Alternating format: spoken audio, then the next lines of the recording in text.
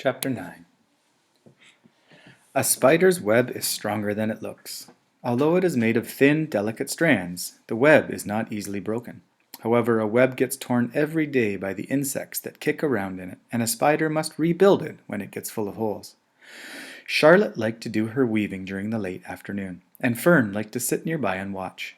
One afternoon she heard a most interesting conversation and witnessed a strange event. "You have awfully hairy legs, Charlotte," said Wilbur, as the spider busily worked at her task. "My legs are hairy for a good reason," replied Charlotte. "Furthermore, each leg of mine has 7 sections: the coxa, the trochanter, the femur, the patella, the tibia, the metatarsus, and the tarsus." Wilbur sat bolt upright. "You're kidding," he said. "No, I am not either." "Say those names again. I didn't catch them the first time." Coxa, trochanter, femur, patella, tibia, metatarsus, and tarsus. "Goodness," said Wilbur, looking down at his own chubby legs. "I don't think my legs have 7 sections." "Well," said Charlotte, "you and I lead different lives. You don't have to spin a web. That takes real leg work." "I could spin a web if I tried," said Wilbur, boasting. "I've just never tried." "Let's see you do it," said Charlotte. Fern chuckled softly, and her eyes grew wide with love for the pig. "Okay," Wilbur replied. "You coach me, and I'll spin one. It must be a lot of fun to spin a web. How do I start?" "Take a deep breath," said Charlotte, smiling. Wilbur breathed deeply. "Now climb to the highest place you can get to, like this." Charlotte raced up to the top of the doorway. Wilbur scrambled to the top of the manure pile. "Very good," said Charlotte. "Now, make an attachment with your spinnerets. Hurl yourself into space and let out a drag line as you go down." Wilbur hesitated a moment, then jumped out into the air. He glanced hastily behind to see if a piece of rope was following him to check his fall, but nothing seemed to be happening in his rear. And the next thing he knew, he landed with a thump. "Oomph!" he grunted. Charlotte laughed so hard, her web began to sway. "What did I do wrong?" asked the pig, when he recovered from his bump. "Nothing," said Charlotte. "It was a nice try." "I think I'll try again," said Wilbur cheerfully. "I believe what I need is a little piece of string to hold me." The pig walked out to his yard. "You, there, Templeton," he called. The rat poked his head out from under the trough. "Got a little piece of string I could borrow?" asked Wilbur. "I need to spin a web." "Yes, indeed," replied Templeton, who saved string. "No trouble at all. Anything to oblige." He crept down into his hole, pushed the goose egg out of the way, and returned with an old piece of dirty white string. Wilbur examined it. "That's just the thing," he said. "Tie one end to my tail, will you, Templeton?" Wilbur crouched low, with his thin curly tail towards the rat. Templeton seized the string, passed it around the end of the pig's tail, and tied 2 half hitches. Charlotte watched in delight. Like Fern, she was truly fond of Wilbur, whose smelly pen and stale food attracted the flies that she needed, and she was proud to see that he was not a quitter and was willing to try again to spin the web. While the rat and the spider and the little girl watched, Wilbur climbed again to the top of the manure pile, full of energy and hope. "Everybody watch!" he cried, and summoning all his strength, he threw himself into the air head first. The string trailed behind him, but as he neglected to fasten the other end to anything, it didn't really do any good, and Wilbur landed with a thud, crushed and hurt. Tears came to his eyes. Templeton grinned. Charlotte just sat quietly. After a bit she spoke. "You can't spin a web, Wilbur, and I advise you to put the idea out of your mind. You lack 2 things needed for spinning a web." "What are they?" asked Wilbur sadly. "You lack a set of spinnerets, and you lack the know-how. But cheer up. You don't need a web. Zuckerman supplies you with 3 big meals a day. Why should you worry about trapping food?" Wilbur sighed. "You're ever so much clever and brighter than I am, Charlotte. I guess I was trying to show off. Serves me right." Templeton untied his string and took it back to his home. Charlotte returned to her weaving. "You needn't feel too badly, Wilbur," she said. "Not many creatures can spin webs." Even men aren't as good at it as spiders, although they think they're pretty good, and they'll try anything. Did you ever hear of the Queensboro Bridge? Wilbur shook his head. Is it a web? Sort of, replied Charlotte. But do you know how long it took men to build it? 8 whole years. My goodness, I would have starved to death waiting for that long. I can make a web in a single evening. What do people catch in the Queensboro Bridge? Bugs? Said Wilbur. No, said Charlotte. They don't catch anything. They just keep trotting back and forth across the bridge thinking there is something better on the other side. If they'd hang head down at the top of the whole thing and wait quietly, maybe something good would come along. But no, with men it's rush, rush, rush, every minute. I'm glad I'm a sedentary spider. What does sedentary spider mean? Asked Wilbur. Means I sit a good part of the time and don't go wandering all over creation.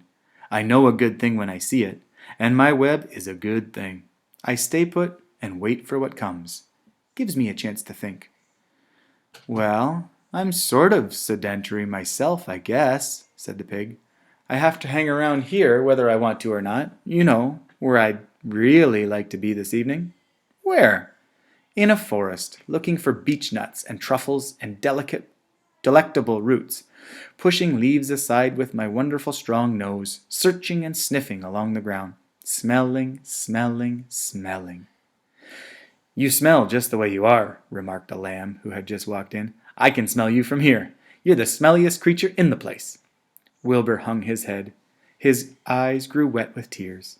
Charlotte noticed his embarrassment, and she spoke sharply to the lamb. Let Wilbur alone, she said. He has a perfect right to smell, considering his surroundings. You're no bundle of sweet peas yourself. Furthermore, you are interrupting a very pleasant conversation. What were we talking about, Wilbur, when we were so rudely interrupted? Oh, I don't remember, said Wilbur. It doesn't make a difference. Let's not talk any more for a while, Charlotte. I'm getting sleepy. You go ahead and finish fixing your web, and I'll just lie here and watch you. It's a lovely evening. Wilbur stretched out on his side. Twilight settled over Zuckerman's barn, and a feeling of peace. Fern knew it was almost supper time, but she couldn't bear to leave. Swallows passed on silent wings, in and out of the doorways, bringing food to their young ones. From across the road a bird sang, Whippoorwill, whippoorwill. Lurvy sat down under an apple tree and lit his pipe. The animals sniffled the familiar smell of strong tobacco. Wilbur heard the trill of a tree toad and the occasional slamming of the kitchen door. All these sounds made him feel comfortable and happy, for he loved life and loved to be a part of the world on a summer evening. But as he lay there, he remembered what the old sheep had told him. The thought of death came to him, and he began to tremble with fear. Charlotte, he said softly. Yes, Wilbur. I don't want to die. Oh, of course you don't, said Charlotte in a comfortable voice. I just love it here in the barn, said Wilbur. I love everything about this place. Of course you do, said Charlotte. We all do. The goose appeared, followed by her 7 goslings. They thrust their little necks out and kept up a musical whistling, like a tiny troop of pipers. Wilbur listened to the sound with love in his heart.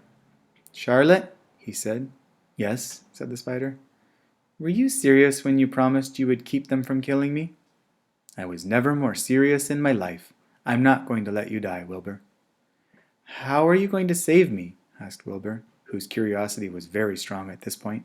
Well, said Charlotte vaguely, I don't really know, but I'm working on a plan. That's wonderful, said Wilbur.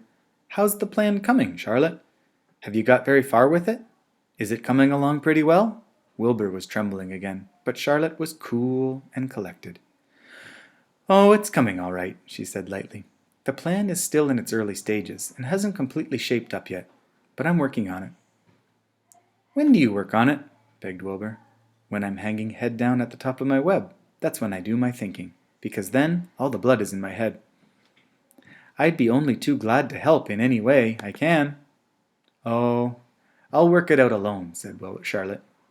I can think better if I'm alone. All right, said Wilbur, but don't fail to let me know if there's anything I can do to help. no matter how slight. Well, replied Charlotte, you must try to build yourself up. I want you to get plenty of sleep and stop worrying. Never hurry and never worry. Chew your food thoroughly and eat every bit of it, except you must leave enough for Templeton. Gain weight and stay well. That's how you can help. Keep fit and don't lose your nerve. Do you think you understand? Yes, I understand, said Wilbur. Go along to bed then, said Charlotte. Sleep is important. Wilbur trotted over to the darkest corner of his pen and threw himself down. He closed his eyes. In another minute he spoke. Charlotte, he said. Yes, Wilbur? May I go out to my trough and see if I left any of my supper? I think I just left a tiny bit of mashed potato. Very well, said Charlotte, but I want you in bed, again without delay. Wilbur started to race out of his yard. Slowly, slowly, said Charlotte. Never hurry and never worry. Wilbur checked himself and crept slowly to his trough. He found a bit of potato, chewed it carefully, swallowed it, and walked back to bed. He closed his eyes and was silent for a while. Charlotte, he said in a whisper. Yes. May I get a drink of milk? I think there are a few drops of milk left in my trough. No, the trough is dry, and I want you to go to sleep. No more talking. Close your eyes and go to sleep. Wilbur shut his eyes. Fern got up from her stool and started for home, her mind full of everything she had seen and heard. Good night, Charlotte, said Wilbur. Good night, Wilbur. There was a pause. Good night, Charlotte.